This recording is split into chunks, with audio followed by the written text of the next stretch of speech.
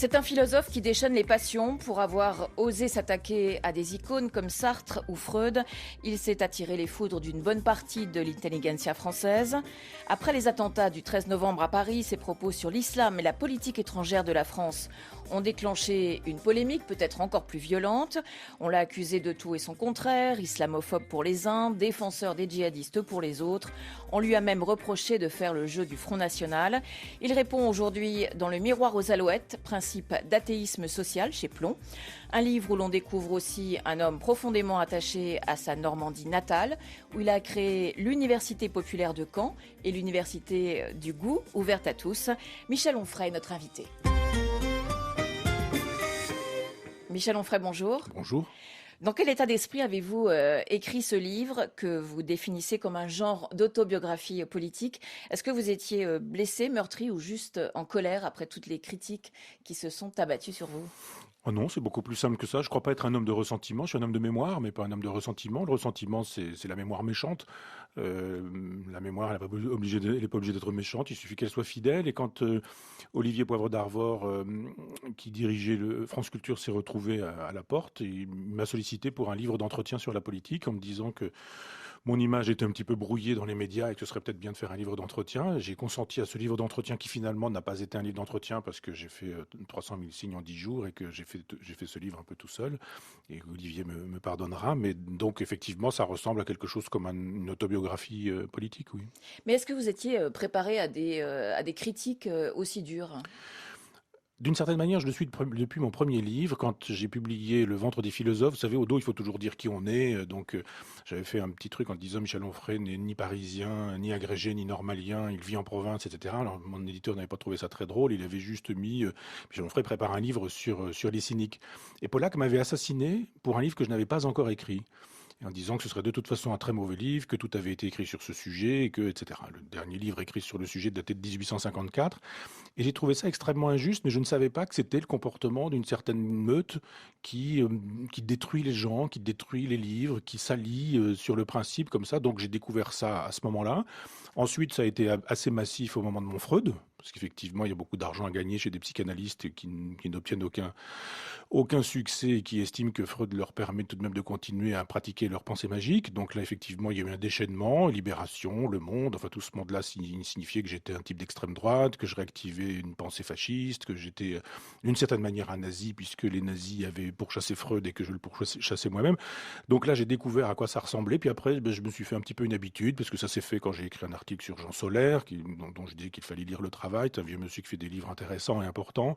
Ça a été ensuite, je fais un livre pour Camus, ça devient un livre contre Sartre.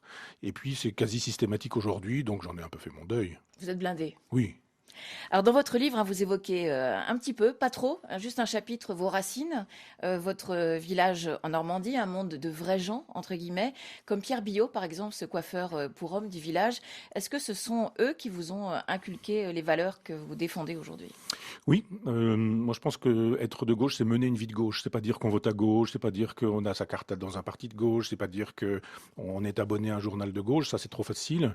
Et la gauche, pour moi, elle peut être parfois de droite parce que c'est pratiquer la fraternité, c'est pratiquer la solidarité, c'est pratiquer la justice, c'est préférer la vérité à l'idéologie. Et ça, je l'ai appris auprès de gens modestes, simples, discrets, mon coiffeur, qui m'a appris un jour ce que c'était que la déportation, ce que c'était que le camp de concentration, un instituteur qui m'a appris ce qu'était le socialisme, le vrai, une institutrice qui Communiste. elle était communiste, et il y avait toujours de quoi se faire un sandwich au jambon ou ouvrir une orangina dans le frigidaire, parce que c'était une façon à l'époque qu'avaient ces vieux militants laïcs et de gauche de pratiquer la solidarité simplement et de manière concrète. Et j'essaie d'inscrire mes pas dans ce lignage-là. Et Émile Legris, l'instituteur, vous a aussi fait découvrir les anarchistes. Non, alors ça c'est Pierre Billot, C'est Pierre Billot, mon le ami coiffeur. chez qui on pouvait lire Charlie Hebdo déjà, La Gueule ouverte, Harakiri, Nouvel Observateur, qui était un journal de gauche à l'époque, puis un certain nombre de journaux de la presse locale, enfin Ouest France ou le Journal de l'Orne.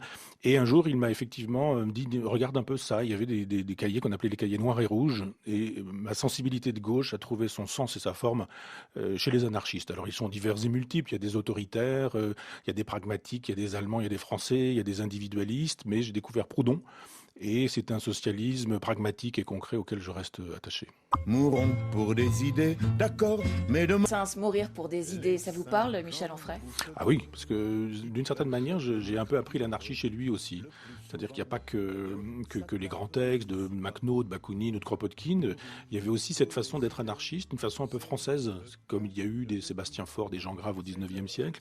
Et j'aimais bien le Brassens qui disait « Mais moi j'aime si peu les flics que je traverse la rue dans les passages cloutés parce que j'ai pas envie d'avoir affaire à eux. » Et c'était une façon très, très libertaire de se comporter à l'endroit de l'ordre et de l'autorité, qui m'intéresse un peu plus que les vociférations du genre « Il faut prendre les bourgeois avec la tribu du dernier curé » ou ce genre de choses.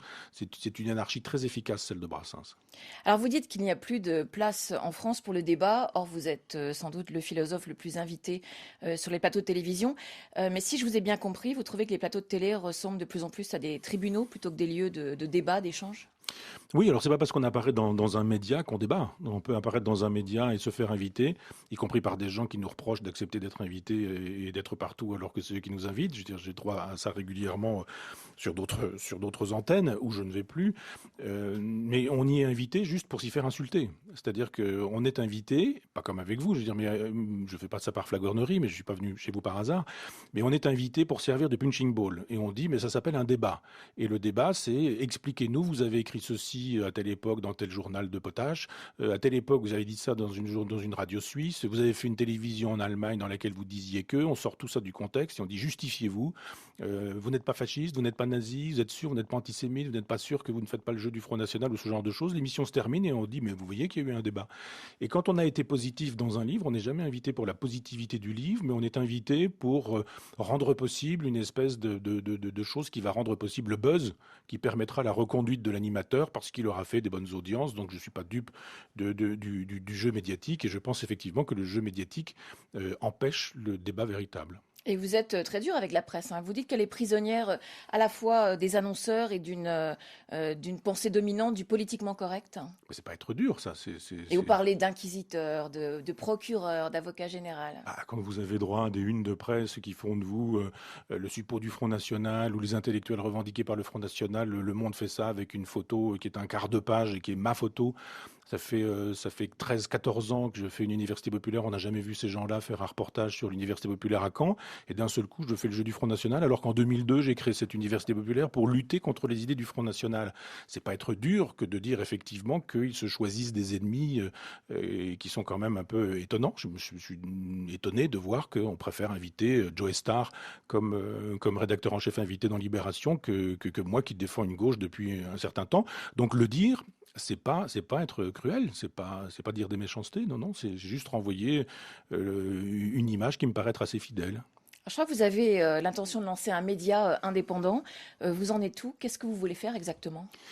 Je voudrais qu'on puisse entendre la voix de l'université populaire, c'est-à-dire pas la voix de Michel Onfray, parce que c'est pas moi, ce sont aussi mes amis, une vingtaine d'amis, qu'on n'entend pas et qu'on n'invite pas et qu'on ne sollicite pas et qui disent pourtant des choses sur tous les terrains, épistémologie, philosophie générale, philosophie pour enfants, enfin cinéma. Et donc je voudrais que ça puisse être le média de l'université populaire. Et ça existe depuis 2002.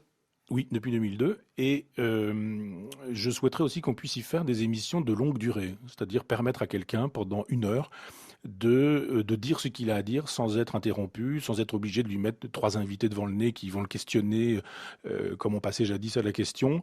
Je voudrais pouvoir aussi intervenir librement sans avoir d'obligation à jouer les jeux du cirque en me disant il va falloir passer entre les crachats, les insultes et peut-être qu'on n'aura même pas l'occasion de placer une idée. Donc prendre le temps justement du débat, de l'échange, de la proposition et librement parce que on est dans un bénévolat complet, donc on n'aura pas de compte à rendre à des annonceurs ou à des gens qui nous demanderont de faire de l'audimat ou de vendre quoi que ce soit. Et ça devrait commencer quand ? dans le mois qui suit. Là, on a le matériel, on a tout ça, on a le lieu, on est en train de se former un petit peu, et puis on travaille avec des gens qui sont en train de rendre diffusable. J'ai pas le vocabulaire technique pour tout ça, mais plus d'une dizaine d'années de prise de vue. Donc, non, c'est pour bientôt. Et alors, est-ce que pour vous, un philosophe se doit d'intervenir dans le débat public? Vous pensez qu'il doit tenter de faire bouger les lignes? Il y a plusieurs façons d'être philosophe et moi je n'ai jamais été de ceux qui disaient un machin n'est pas philosophe, un tel n'est pas philosophe. Je ne distribue pas des bons points de celui-ci est un philosophe ou celui-ci n'est pas un philosophe. Il y a des philosophes, des philosophies. Certains sont des philosophes concentrés sur un sujet, une question. Ils sont dans le méditatif, ils sont dans le travail de cabinet, de bureau, dans une édition un peu pointue et technique, universitaire. Je n'ai rien contre eux, donc ils peuvent très bien travailler sur un sujet comme, je sais pas, le concept de droit chez Leibniz. Et puis voilà, il y a d'autres philosophes qui peuvent intervenir dans la cité. Et je pense effectivement qu'on ne peut pas se contenter d'écrire des livres, il faut pouvoir intervenir dans la cité parce que c'est la grande tradition de la philosophie depuis toujours. On a ça dans l'Antiquité, un philosophe c'est d'abord quelqu'un qu'on rencontre sur l'agora ou sur le forum et qui rencontre des portefaix, des charpentiers, des potiers, des tisserands et pas du tout un professeur qui parle devant des élèves bouche bée. Non, je suis pour l'arène, pour le débat public, il faut rencontrer les gens, le monde et surtout penser le monde. C'est-à-dire il ne faut pas penser les pensées qui pensent le monde, il faut penser le monde réellement directement. Vous écrivez par exemple, comprendre n'est pas excuser, expliquer n'est pas valider, analyser n'est pas bénir, réfléchir n'est pas absoudre. Est-ce que ça, c'est une pique à Manuel Valls? Non, enfin ça l'est devenu parce que on peut même se demander si c'est pas Manuel Valls qui répondait à ce que je disais précédemment. Mais le travail du philosophe est un travail de généalogie. C'est-à-dire que moi, mon problème n'est pas de dire Marine Le Pen est une fasciste qui réactive la pensée d'Adolf Hitler et qui, si elle était au pouvoir, ouvrirait des camps de concentration. C'est facile de dire des choses pareilles. Ma question est pourquoi 30% des gens votent pour Marine Le Pen? Ma question n'est pas de dire il y a des gamins qui descendent avec des mitraillettes dans la rue et qui, à coup de Kalachnikov, tuent des innocents. C'est la barbarie, c'est le retour de la sauvagerie ou ce genre de choses. Ma question est pourquoi des jeunes font-ils ce genre de choses? Si un philosophe... Et pour Manuel Valls, essayer de comprendre, c'était excuser. C'était ce qu'il avait dit, ce qui avait été Oui, rejeté. mais vous savez, Manuel Valls, ça compte pour rien dans le domaine de la pensée, donc c'est pas lui qui est ma mesure.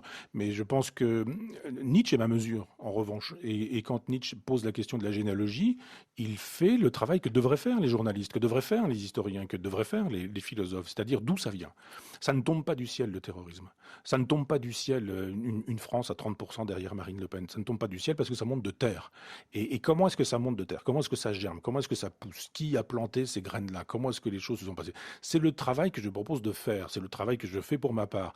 Alors c'est bien plus facile, évidemment, pour ceux qui ont rendu possible Marine Le Pen, en renonçant à la gauche, en faisant de l'argent, du libéralisme et du marché, de Bernard Tapie des valeurs et des vertus dans les années 83. Tous ces gens qui ont accompagné ce mouvement de pourriture, de décomposition plutôt, de décomposition qui a rendu possible ces fleurs vénéneuses, ne veulent pas qu'on dise qu'effectivement ils ont une part de responsabilité. C'est donc d'autant plus facile de dire, voilà, celui qui dit comment les choses se sont passées est celui qui est responsable et celui qui est coupable. Parce que vous rappelez que le Front National, quand François Mitterrand est arrivé au pouvoir en mai 81, était à 1%. En dessous d'1%. En dessous d'1%. Voilà. Il est à 30% aujourd'hui. Et quand on parle de politique, on ne parle que de lui. C'est le Front National qui est le noyau dur de la politique française. Faire le jeu du Front National, s'allier au Front National, faire barrage au Front National, voir ce que le Front National dit sur ce sujet-là. Enfin, c'est devenu le parti politique inévitable en France. Pourquoi? Et effectivement, je dis, mais regardez comment la gauche a instrumentalisé tout ça pour éviter qu'on voit son impéritie, pour éviter qu'on voit qu'elle s'était convertie au libéralisme, pour éviter qu'on voit qu'elle n'avait pas réussi à mener une politique véritablement de gauche. Et il fallait effectivement faire diversion. Et comme la gauche de Mitterrand savait qu'elle ne serait pas réélue sur un programme, mais qu'elle serait probablement réélue sur la division de la droite, elle a joué de cette division de la droite en instrumentalisant un Front National qui, un peu comme le ballet de l'apprenti sorcier, lui échappe aujourd'hui. Et depuis que Mitterrand a instrumentalisé le Front National en intervenant dans les médias pour que Jean-Marie Le Pen puisse s'exprimer, eh bien tout ce travail a porté aujourd'hui ses fruits. Ce sont des fruits vénéneux et personne parmi les responsables ne dira on a été coupable, on a été responsable. Il vaut mieux désigner plutôt le pompier comme responsable du feu, alors que moi je ne fais jamais que démonter les rouages de cette machine dont tout le monde dit qu'elle est pénible. étrangère de la France, qui selon vous est une politique de guerre faite à de nombreux pays musulmans. Quand la France intervient par exemple au Mali, elle ne fait pas la guerre à un pays musulman, elle s'en prend à des groupes terroristes ou djihadistes. Pour vous, il n'y a pas de différence? Vous dites pays musulman à chaque fois.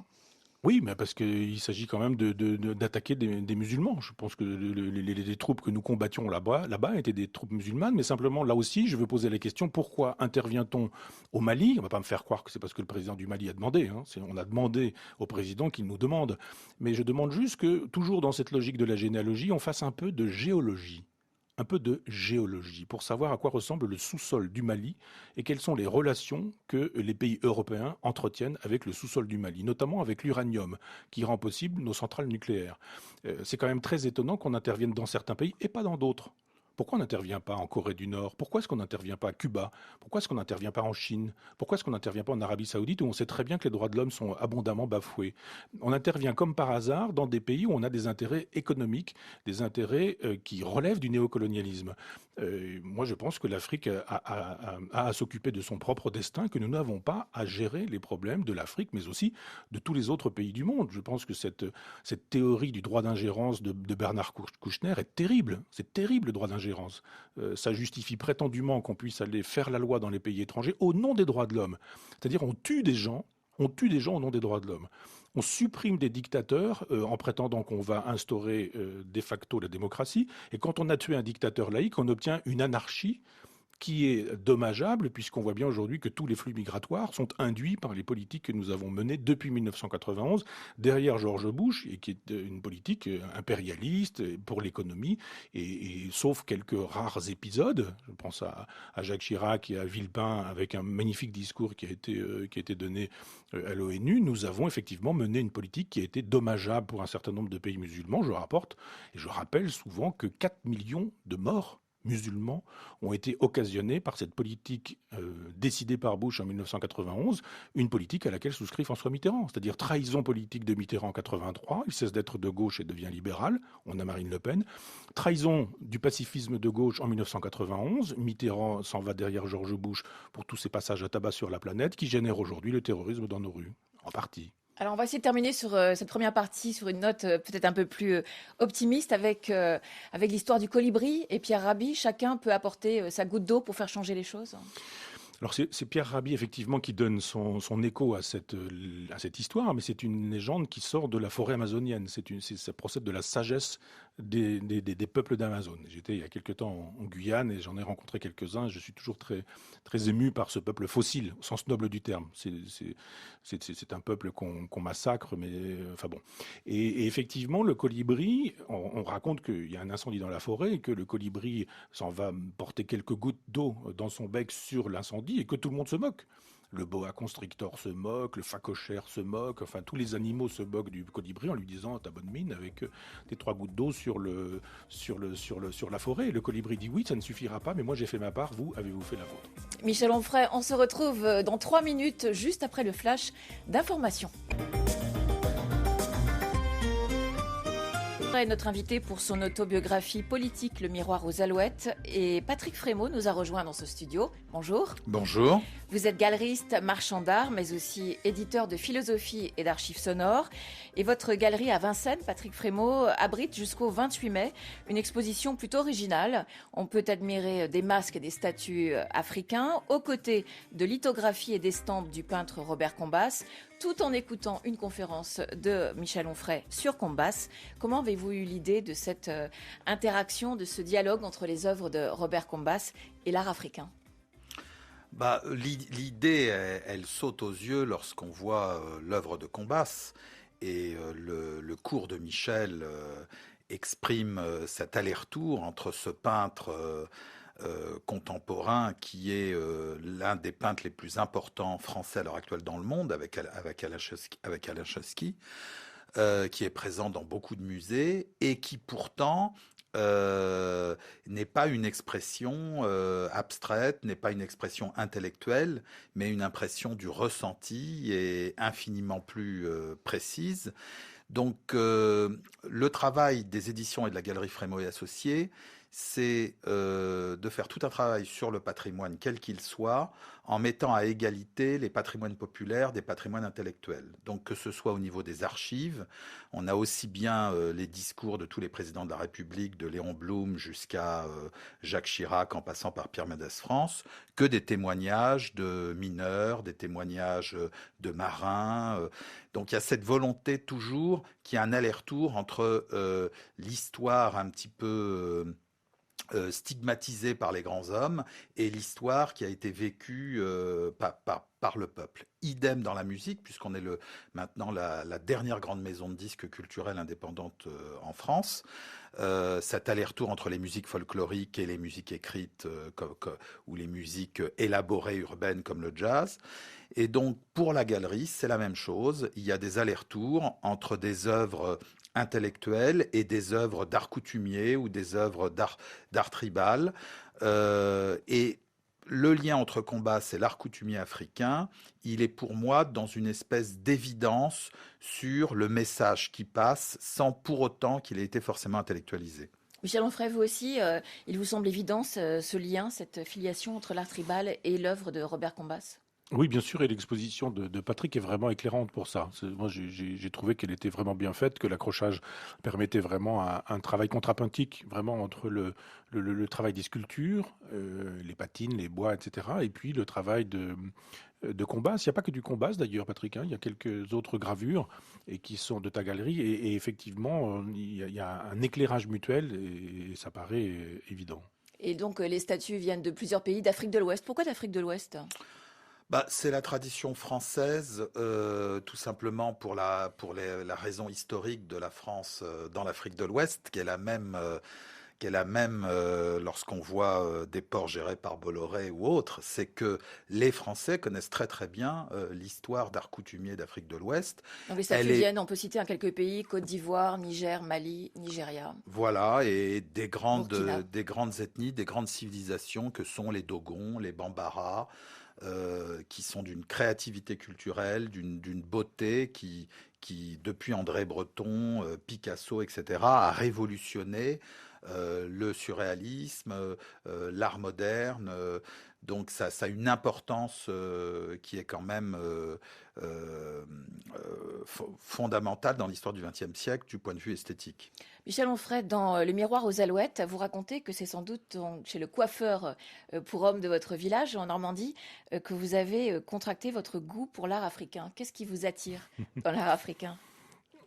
Oui, on avait dans le village le fils d'un mécanicien qui était devenu prof de géographie à Dakar et qui avait rapporté un masque d'âne à Pierre Billot, mon ami coiffeur. Donc, et effectivement, il y avait ce masque qui m'a regardé pendant toute mon enfance, pendant qu'on se faisait coiffer, là, qui était un peu extravagant dans un petit salon de coiffure.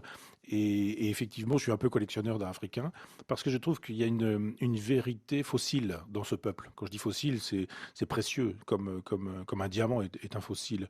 Et moi, j'aime les pensées animistes, j'aime les pensées polythéistes, j'aime le rapport au monde des Africains. Même si d'autres endroits m'intéressent, je suis un peu collectionneur aussi d'art chamanique du Népal, parce qu'il y a une pensée primitive que nous avons perdue. Les gens à l'époque n'étaient pas séparés de la nature, ils étaient dans le cosmos, présents dans le cosmos, et il y avait des chamans qui étaient des grands génies pour capter l'énergie du monde, et je trouve que cette sagesse qui a quand même été abîmée par le colonialisme et le colonialisme spirituel qui a été le christianisme dans ces pays-là, ils nous donnent des leçons, des vraies leçons d'écologie qui pourraient être des leçons d'écosophie. Quand on s'intéresse à l'art africain, on voit effectivement qu'il y a des pensées extrêmement élaborées. Patrick parlait des Bambara, par exemple, des pensées extrêmement élaborées, ou Dieudo, par exemple, de Marcel Griaule, qui nous permettent de voir qu'il y a une cosmogonie, une philosophie, une sagesse. Et en Occident, on a un rapport un peu ethnocentré, c'est-à-dire la philosophie, elle commence en Grèce, au 7e siècle avant Jésus-Christ. C'est pas vrai. Il y a une philosophie africaine, bien sûr, il y a une philosophie chinoise, il y a une philosophie indienne. À l'époque, les gens circulaient, Et dans leur circulation, les circulations de commerce, si vous regardez les voies de commerce, vous apercevez que les philosophes, les penseurs, les sages, les chamans, les astrologues, qui sont aussi des astronomes, tous ces gens-là utilisaient les mêmes voies, discutaient, et qu'on ne peut pas imaginer que la pensée présocratique, par exemple, d'un Pythagore, se soit faite sans les pensées primitives, premières au sens étymologique, des Indiens, les fameux gymnosophistes, qui sont finalement les hindouistes. Et il y a dans la pensée africaine matière à une vraie philosophie du monde, une cosmogonie, une philosophie, une ontologie. Enfin, je prends cette philosophie-là très au sérieux, et j'estime qu'on devrait éditer plus encore leurs textes, qu'on pourrait faire un travail, ce que fait Patrick, des travaux de recollection ou de collection des oralités, puisque les civilisations orales, par définition, disparaissent en même temps que ceux qui ne sont plus capables de les transmettre, soit parce qu'elles n'ont pas été transmises, soit parce que les anciens ont disparu, soit parce qu'il n'y a pas eu un micro qui leur a été tendu à ce moment-là. Mais il y a une sagesse à aller voir dans ces mondes-là. Et quand j'achète un peu d'art africain, je me retrouve en présence d'un témoignage de cette sagesse qui nous est, hélas, étrangère. Et c'est le côté chaman aussi chez Combas qui vous a attiré? Oui, bien sûr, c'est un chaman, Robert. C'est un vrai chaman. On lui dirait, tu ne vendras plus jamais aucune toile, tu ne pourras plus jamais être exposé nulle part, tu ne seras plus jamais chroniqué dans aucun journal, je ne sais quoi. Il continuerait parce que c'est un homme qui est une pile électrique. Il est en relation avec l'énergie du monde, et je l'ai vu travailler, j'ai vu comment il fabriquait des toiles. Et de fait, on voit bien qu'il est branché directement sur l'énergie du monde. C'est un cosmographe, un sismographe. Un sismographe du monde. Oui. Et c'est aussi ce côté chamanique que l'on retrouve dans les statues et les masques que vous exposez, puisque beaucoup ont servi pour des cérémonies rituelles, des cérémonies d'initiation. Alors c'est vrai que nous présentons de l'art coutumier, c'est-à-dire des objets qui ont servi, des statues qui ont servi à des cultes, des masques qui ont dansé. Et c'est tout l'intérêt de cet art qui a une vocation cultuelle en sus de notre capacité à y voir une prouesse esthétique. Mais ce que j'ai réalisé moi-même lorsque l'expo était montée, c'était que Michel Onfray et moi-même étions dans deux sens différents, mais dans la même direction. C'est-à-dire qu'à l'instar des collections qui étaient au musée des colonies dans le bois de Vincennes et qui sont passées au centre de Paris dans le musée du Quai Branly, et Paris qui a donné ce geste de dire, vous voyez, tout cet art coutumier, tout cet art ancestral primitif, nous le mettons au centre de Paris, à l'égal du musée du Louvre, du musée d'Orsay, donc à l'égal de l'art occidental. C'était un signal très fort de reconnaissance de l'institution à l'égard d'autres formes d'art. Les éditions Frémaux Associés, la galerie Frémaux Associés aiment bien rapprocher toujours des arts qui ne sont pas des beaux-arts, qui sont des arts sur lesquels il y a beaucoup de préjugés, avec des formes d'art, elles, qui sont reconnues officiellement, et montrer que les liens sont évidents. Et Michel a fait l'inverse, mais pour prouver la même chose, il a pris l'artiste contemporain actuel, à mon avis, le plus important de sa génération, et il lui a donné toute sa légitimité en allant vers l'ancestralité des savoirs, du pouvoir et de la connaissance. Et Michel fait ça pratiquement au même moment que Cosmos, où il nous dit qu'il faut savoir comprendre le monde, et pas uniquement au travers des livres, mais au travers de la réalité de notre perception. Et cet aller-retour qu'il y a entre Combas et, en effet, Combas c'est un chaman, c'est évident, et toute l'histoire primitive de la création, de la force, de la capacité à représenter quelque chose qui va passer tous les signifiants de cette chose sans pour autant que ce soit expliqué ou analysé, eh bien, c'est cet aller-retour entre nos arts intellectuels de la ville, etc., et la vérité d'où on vient, que je trouve extrêmement forte dans cette exposition. Interrompu, sans être obligé de lui mettre 3 invités devant le nez qui vont le questionner comme on passait jadis à la question. Je voudrais pouvoir aussi intervenir librement sans avoir d'obligation à jouer les jeux du cirque, en me disant il va falloir passer entre les crachats, les insultes, et peut-être qu'on n'aura même pas l'occasion de placer une idée. Donc prendre le temps justement du débat, de l'échange, de la proposition, et librement, parce que on est dans un bénévolat complet, donc on n'aura pas de compte à rendre à des annonceurs ou à des gens qui nous demanderont de faire de l'audimat ou de vendre quoi que ce soit. Et ça devrait commencer quand ? Dans le mois qui suit, là, on a le matériel, on a tout ça, on a le lieu, on est en train de se former un petit peu, et puis on travaille avec des gens qui sont en train de rendre diffusable, j'ai pas le vocabulaire technique pour tout ça, mais plus d'une dizaine d'années de prise de vue, donc non, c'est pour bientôt. Et alors, est-ce que pour vous, un philosophe se doit d'intervenir dans le débat public? Vous pensez qu'il doit tenter de faire bouger les lignes? Il y a plusieurs façons d'être philosophe et moi je n'ai jamais été de ceux qui disaient un machin n'est pas philosophe, un tel n'est pas philosophe. Je ne distribue pas des bons points de celui-ci est un philosophe ou celui-ci n'est pas un philosophe. Il y a des philosophes, des philosophies. Certains sont des philosophes concentrés sur un sujet, une question. Ils sont dans le méditatif, ils sont dans le travail de cabinet, de bureau, dans une édition un peu pointue et technique, universitaire.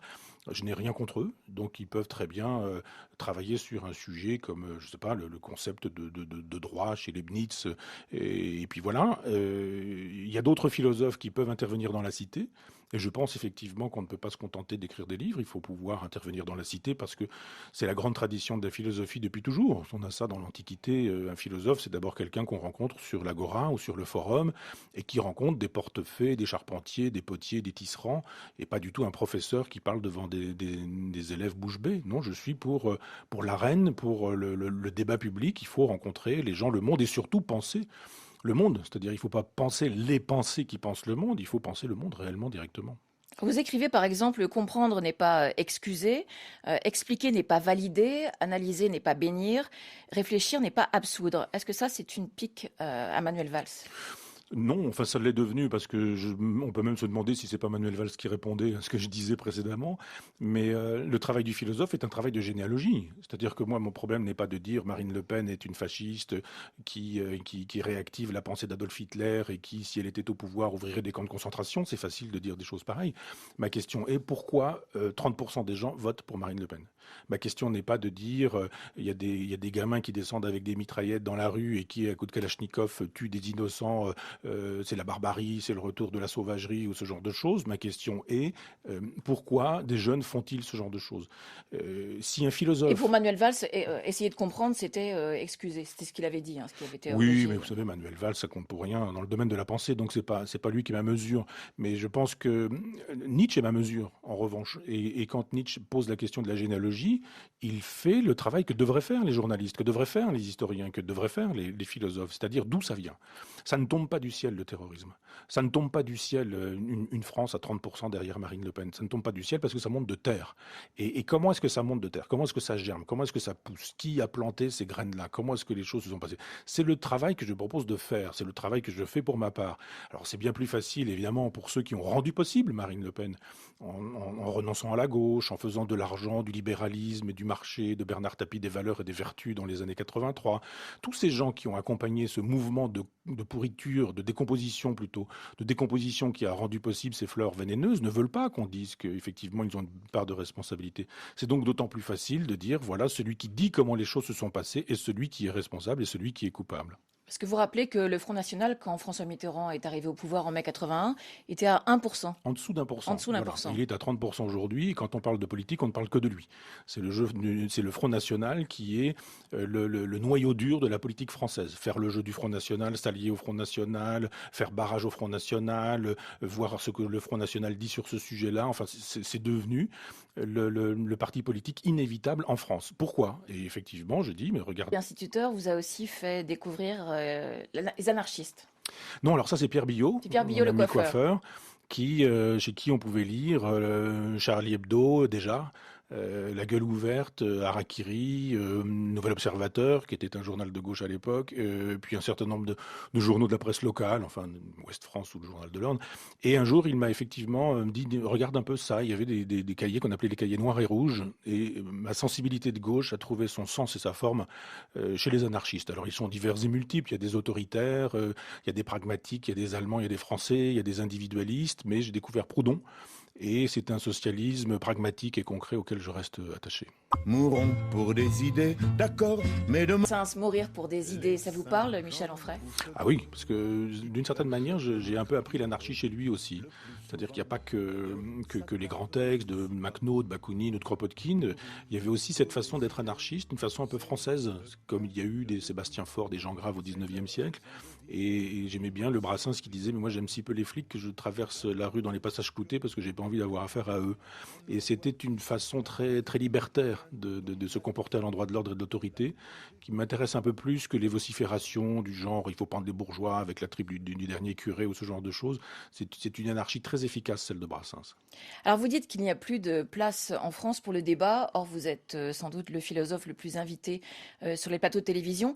Mais si je vous ai bien compris, vous trouvez que les plateaux de télé ressemblent de plus en plus à des tribunaux plutôt que des lieux de débat, d'échange? Oui, alors c'est pas parce qu'on apparaît dans un média qu'on débat. On peut apparaître dans un média et se faire inviter, y compris par des gens qui nous reprochent d'accepter d'être invités et d'être partout alors que c'est eux qui nous invitent. Je veux dire, j'ai droit à ça régulièrement sur d'autres antennes où je ne vais plus. Mais on y est invité juste pour s'y faire insulter. C'est-à-dire qu'on est invité, pas comme avec vous, je veux dire, mais je fais pas ça par flagornerie, mais je suis pas venu chez vous par hasard. Mais on est invité pour servir de punching ball. Et on dit, mais ça s'appelle un débat. Et le débat, c'est expliquez-nous, vous avez écrit ceci à telle époque dans tel journal de potache, à telle époque vous avez dit ça dans une radio suisse, vous avez fait une télévision en Allemagne dans laquelle vous disiez que, on sort tout ça du contexte et on dit justifiez-vous, vous n'êtes pas fasciste, vous n'êtes pas nazi, vous êtes sûr, vous n'êtes pas antisémite, vous n'êtes pas sûr que vous ne faites pas le jeu du Front National ou ce genre de choses. L'émission se termine et on dit mais vous voyez qu'il y a eu un débat. Et quand on a été positif dans un livre, on n'est jamais invité pour la positivité du livre, mais on est invité pour rendre possible une espèce de chose qui va rendre possible le buzz, qui permettra la reconduite de l'animateur parce qu'il aura fait des bonnes audiences. Donc je ne suis pas dupe du jeu médiatique et je pense effectivement que le jeu médiatique empêche le débat véritable. Et vous êtes très dur avec la presse, hein. Vous dites qu'elle est prisonnière à la fois des annonceurs et d'une pensée dominante du politiquement correct. Mais c'est pas être dur, ça. Et vous parlez d'inquisiteurs, de procureurs, d'avocats généraux. Ah, quand vous avez droit à des unes de presse qui font de vous le suppôt du Front National ou les intellectuels revendiqués par le Front National, Le Monde fait ça avec une photo qui est un quart de page et qui est ma photo. Ça fait 13-14 ans que je fais une université populaire. On n'a jamais vu ces gens-là faire un reportage sur l'université populaire à Caen. Et d'un seul coup, je fais le jeu du Front National, alors qu'en 2002, j'ai créé cette université populaire pour lutter contre les idées du Front National. C'est pas être dur que de dire effectivement qu'ils se choisissent des ennemis qui sont quand même un peu étonnants. Je suis étonné de voir qu'on préfère inviter Joe Starr comme rédacteur en chef invité dans Libération que moi qui défends une gauche depuis un certain temps. Donc le dire, c'est pas être cruel, c'est pas dire des méchancetés, non, c'est juste renvoyer une image qui me paraît être assez fidèle. Je crois que vous avez l'intention de lancer un média indépendant. Vous en êtes où? Qu'est-ce que vous voulez faire exactement? Je voudrais qu'on puisse entendre la voix de l'université populaire, c'est-à-dire pas la voix de Michel Onfray, parce que c'est pas moi, ce sont aussi mes amis, une vingtaine d'amis, qu'on n'entend pas et qu'on n'invite pas et qu'on ne sollicite pas et qui disent pourtant des choses sur tous les terrains, épistémologie, philosophie générale, philosophie pour enfants, enfin, cinéma. Et donc je voudrais que ça puisse être le média de l'université populaire. Et ça existe depuis 2002. Oui, depuis 2002. Et je souhaiterais aussi qu'on puisse y faire des émissions de longue durée, c'est-à-dire permettre à quelqu'un, pendant 1 heure, de dire ce qu'il a à dire sans être indé. Comment la gauche a instrumentalisé tout ça pour éviter qu'on voit son impéritie, pour éviter qu'on voit qu'elle s'était convertie au libéralisme, pour éviter qu'on voit qu'elle n'avait pas réussi à mener une politique véritablement de gauche. Et il fallait effectivement faire diversion. Et comme la gauche de Mitterrand savait qu'elle ne serait pas réélue sur un programme, mais qu'elle serait probablement réélue sur la division de la droite, elle a joué de cette division de la droite en instrumentalisant un Front National qui, un peu comme le ballet de l'apprenti sorcier, lui échappe aujourd'hui. Et depuis que Mitterrand a instrumentalisé le Front National en intervenant dans les médias pour que Jean-Marie Le Pen puisse s'exprimer, eh bien tout ce travail a apporté aujourd'hui ses fruits. Ce sont des fruits vénéneux et personne parmi les responsables ne dira on a été coupable, on a été responsable. Il vaut mieux désigner plutôt le pompier comme responsable du feu, alors que moi je ne fais jamais que démonter les rouages de cette machine dont tout le monde dit qu'elle est pénible. Étrangère de la France, qui selon vous est une politique de guerre faite à de nombreux pays musulmans. Quand la France intervient par exemple au Mali, elle ne fait pas la guerre à un pays musulman, elle s'en prend à des groupes terroristes ou djihadistes. Pour vous, il n'y a pas de différence? Vous dites pays musulman à chaque fois. Oui, mais parce qu'il s'agit quand même d'attaquer des musulmans. Je pense que les troupes que nous combattions là-bas étaient des troupes musulmanes, mais simplement, là aussi, je veux poser la question, pourquoi intervient-on au Mali? On ne va pas me faire croire que c'est parce que le président du Mali a demandé. Hein. On a demandé au président qu'il nous demande. Mais je demande juste que, toujours dans cette logique de la généalogie, on fasse un peu de géologie. un peu de géologie pour savoir à quoi ressemble le sous-sol du Mali et quelles sont les relations que les pays européens entretiennent avec le sous-sol du Mali, notamment avec l'uranium qui rend possible nos centrales nucléaires. C'est quand même très étonnant qu'on intervienne dans certains pays et pas dans d'autres. Pourquoi on n'intervient pas en Corée du Nord? Pourquoi est-ce qu'on n'intervient pas à Cuba? Pourquoi est-ce qu'on n'intervient pas en Chine? Pourquoi est-ce qu'on n'intervient pas en Arabie Saoudite où on sait très bien que les droits de l'homme sont abondamment bafoués? On intervient comme par hasard dans des pays où on a des intérêts économiques, des intérêts qui relèvent du néocolonialisme. Moi, je pense que l'Afrique a à s'occuper de son propre destin, que nous n'avons pas à gérer les problèmes de l'Afrique, mais aussi de tous les autres pays du monde. Je pense que cette théorie du droit d'ingérence de Bernard Kouchner est terrible. C'est terrible, le droit d'ingérence. Ça justifie prétendument qu'on puisse aller faire la loi dans les pays étrangers au nom des droits de l'homme. C'est-à-dire on tue des gens au nom des droits de l'homme. On supprime des dictateurs en prétendant qu'on va instaurer de facto la démocratie. Et quand on a tué un dictateur laïque, on obtient une anarchie qui est dommageable, puisqu'on voit bien aujourd'hui que tous les flux migratoires sont induits par les politiques que nous avons menées depuis 1991, derrière George Bush, et qui est une politique impérialiste pour l'économie, et sauf quelques rares épisodes, je pense à Jacques Chirac et à Villepin, avec un magnifique discours qui a été donné à l'ONU, nous avons effectivement mené une politique qui a été dommageable pour un certain nombre de pays musulmans. Je rapporte, et je rappelle souvent que 4 millions de morts musulmans ont été occasionnés par cette politique décidée par Bush en 1991, une politique à laquelle souscrit François Mitterrand, c'est-à-dire trahison politique de Mitterrand en 83, il cesse d'être de gauche et devient libéral, on a Marine Le Pen, trahison du pacifisme de gauche en 1991, Mitterrand s'en va derrière George Bush pour tous ces passages à tabac sur la planète qui génèrent aujourd'hui le terrorisme dans nos rues, en partie. Alors, on va essayer de terminer sur cette première partie sur une note peut-être un peu plus optimiste avec l'histoire du colibri et Pierre Rabhi. Chacun peut apporter sa goutte d'eau pour faire changer les choses. Alors c'est Pierre Rabhi effectivement qui donne son écho à cette histoire, mais c'est une légende qui sort de la forêt amazonienne. Ça procède de la sagesse des peuples d'Amazon. J'étais il y a quelque temps en Guyane et j'en ai rencontré quelques-uns. Je suis toujours très, très ému par ce peuple fossile, au sens noble du terme. C'est un peuple qu'on massacre, mais enfin bon. Et effectivement, le colibri, on raconte qu'il y a un incendie dans la forêt et que le colibri s'en va porter quelques gouttes d'eau dans son bec sur l'incendie et que tout le monde se moque. Le boa constrictor se moque, le phacochère se moque, enfin tous les animaux se moquent du colibri en lui disant « t'as bonne mine » avec des 3 gouttes d'eau sur la forêt. Et le colibri dit « oui, ça ne suffira pas, mais moi j'ai fait ma part, vous, avez-vous fait la vôtre ?» Michel Onfray, on se retrouve dans 3 minutes, juste après le flash d'information. Notre invité pour son autobiographie politique Le miroir aux alouettes, et Patrick Frémaux nous a rejoint dans ce studio. Bonjour. Bonjour. Vous êtes galeriste, marchand d'art, mais aussi éditeur de philosophie et d'archives sonores. Et votre galerie à Vincennes, Patrick Frémaux, abrite jusqu'au 28 mai une exposition plutôt originale. On peut admirer des masques et des statues africains, aux côtés de lithographies et d'estampes du peintre Robert Combas, tout en écoutant une conférence de Michel Onfray sur Combas. Comment avez-vous eu l'idée de cette interaction, de ce dialogue entre les œuvres de Robert Combas et l'art africain ? L'idée, elle saute aux yeux lorsqu'on voit l'œuvre de Combas, et le cours de Michel exprime cet aller-retour entre ce peintre contemporain qui est l'un des peintres les plus importants français à l'heure actuelle dans le monde, avec Alain Chesky, qui est présent dans beaucoup de musées et qui pourtant n'est pas une expression abstraite, n'est pas une expression intellectuelle, mais une impression du ressenti et infiniment plus précise. Donc le travail des éditions et de la Galerie Frémaux et Associés, c'est de faire tout un travail sur le patrimoine, quel qu'il soit, en mettant à égalité les patrimoines populaires des patrimoines intellectuels. Donc que ce soit au niveau des archives, on a aussi bien les discours de tous les présidents de la République, de Léon Blum jusqu'à Jacques Chirac en passant par Pierre Mendès France, que des témoignages de mineurs, des témoignages de marins. Donc il y a cette volonté toujours qu'il y a un aller-retour entre l'histoire un petit peu stigmatisée par les grands hommes et l'histoire qui a été vécue par le peuple. Idem dans la musique, puisqu'on est maintenant la dernière grande maison de disques culturelle indépendante en France. Cet aller-retour entre les musiques folkloriques et les musiques écrites ou les musiques élaborées urbaines comme le jazz.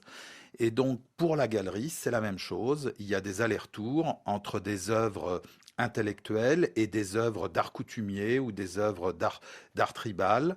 Et le lien entre Combas et l'art coutumier africain, il est pour moi dans une espèce d'évidence sur le message qui passe sans pour autant qu'il ait été forcément intellectualisé.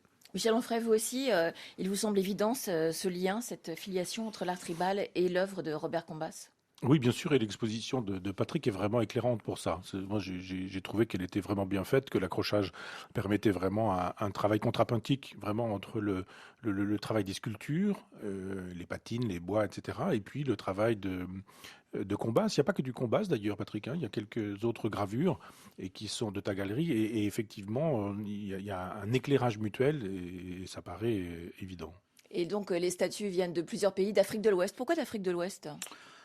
C'est la tradition française, tout simplement pour la raison historique de la France dans l'Afrique de l'Ouest, qui est la même, lorsqu'on voit des ports gérés par Bolloré ou autres, c'est que les Français connaissent très très bien l'histoire d'art coutumier d'Afrique de l'Ouest. Donc les statues viennent, on peut citer quelques pays, Côte d'Ivoire, Niger, Mali, Nigeria. Voilà, et des grandes ethnies, des grandes civilisations que sont les Dogons, les Bambara, qui sont d'une créativité culturelle, d'une beauté qui, depuis André Breton, Picasso, etc., a révolutionné le surréalisme, l'art moderne. Donc ça a une importance qui est quand même fondamentale dans l'histoire du XXe siècle du point de vue esthétique. Michel Onfray, dans Le Miroir aux Alouettes, vous racontez que c'est sans doute chez le coiffeur pour hommes de votre village en Normandie que vous avez contracté votre goût pour l'art africain. Qu'est-ce qui vous attire dans l'art africain? Oui, on avait dans le village le fils d'un mécanicien qui était devenu prof de géographie à Dakar et qui avait rapporté un masque d'âne à Pierre Billot, mon ami coiffeur. Donc, et effectivement, il y avait ce masque qui m'a regardé. C'est un philosophe qui déchaîne les passions. Pour avoir osé s'attaquer à des icônes comme Sartre ou Freud, il s'est attiré les foudres d'une bonne partie de l'intelligentsia française. Après les attentats du 13 novembre à Paris, ses propos sur l'islam et la politique étrangère de la France ont déclenché une polémique peut-être encore plus violente. On l'a accusé de tout et son contraire, islamophobe pour les uns, défenseur des djihadistes pour les autres. On lui a même reproché de faire le jeu du Front National. Il répond aujourd'hui dans Le Miroir aux Alouettes, principe d'athéisme social chez Plomb. Un livre où l'on découvre aussi un homme profondément attaché à sa Normandie natale, où il a créé l'Université populaire de Caen et l'Université du goût, ouverte à tous. Michel Onfray, notre invité. Michel Onfray, bonjour. Bonjour. Dans quel état d'esprit avez-vous écrit ce livre que vous définissez comme un genre d'autobiographie politique? Est-ce que vous étiez blessé, meurtri ou juste en colère après toutes les critiques qui se sont abattues sur vous? Oh non, c'est beaucoup plus simple que ça. Je ne crois pas être un homme de ressentiment. Je suis un homme de mémoire, mais pas un homme de ressentiment. Le ressentiment, c'est la mémoire méchante. La mémoire, elle n'est pas obligée d'être méchante. Il suffit qu'elle soit fidèle. Et quand Olivier Poivre d'Arvor, qui dirigeait France Culture, s'est retrouvé à la porte, il m'a sollicité pour un livre d'entretien sur la politique en me disant que mon image était un petit peu brouillée dans les médias et que ce serait peut-être bien de faire un livre d'entretien. J'ai consenti à ce livre d'entretien qui finalement n'a pas été un livre d'entretien parce que j'ai fait 300 000 signes en 10 jours et que j'ai fait ce livre un peu tout seul. Et Olivier me pardonnera. Mais donc effectivement, ça ressemble à quelque chose comme une autobiographie politique, oui. Mais est-ce que vous étiez préparé à des critiques aussi dures ? D'une certaine manière, je le suis depuis mon premier livre. Quand j'ai publié Le ventre des philosophes, vous savez, au dos, il faut toujours dire qui on est. Donc, j'avais fait un petit truc en disant Michel Onfray n'est ni parisien, ni agrégé, ni normalien. Il vit en province, etc. Alors, mon éditeur n'avait pas trouvé ça très drôle. Il avait juste mis Michel Onfray prépare un livre sur les cyniques. Et Pollack m'avait assassiné pour un livre que je n'avais pas encore écrit. en disant que ce serait de toute façon un très mauvais livre, que tout avait été écrit sur ce sujet, et que, etc. Le dernier livre écrit sur le sujet datait de 1854. Et j'ai trouvé ça extrêmement injuste, mais je ne savais pas que c'était le comportement d'une certaine meute qui détruit les gens, qui détruit les livres, qui s'allie sur le principe comme ça. Donc j'ai découvert ça à ce moment-là. Ensuite, ça a été assez massif au moment de mon Freud, parce qu'effectivement, il y a beaucoup d'argent à gagner chez des psychanalystes qui n'obtiennent aucun succès et qui estiment que Freud leur permet tout de même de continuer à pratiquer leur pensée magique. Donc là, effectivement, il y a eu un déchaînement, Libération, Le Monde, enfin tout ce monde-là signifiait que j'étais un type d'extrême droite, que je réactivais une pensée fasciste, que j'étais d'une certaine manière un nazi, puisque les nazis avaient pourchassé Freud et que je le pourchassais moi-même. Donc là, j'ai découvert à quoi ça ressemblait. Puis après, je me suis fait un petit peu une habitude, parce que ça s'est fait quand j'ai écrit un article sur Jean Solaire, dont je disais qu'il fallait lire Le Travail. C'est un vieux monsieur qui fait des livres intéressants et importants. Ça a été ensuite, je fais un livre pour Camus, ça devient un livre contre Sartre. Et puis c'est quasi systématique aujourd'hui, donc j'en ai un peu fait mon deuil. Vous êtes blindé. Oui. Alors dans votre livre, vous évoquez un petit peu, pas trop, juste un chapitre, vos racines, votre village en Normandie, un monde de vrais gens, entre guillemets, comme Pierre Billot, par exemple, ce coiffeur pour hommes du village. Est-ce que ce sont eux qui vous ont inculqué les valeurs que vous défendez aujourd'hui ?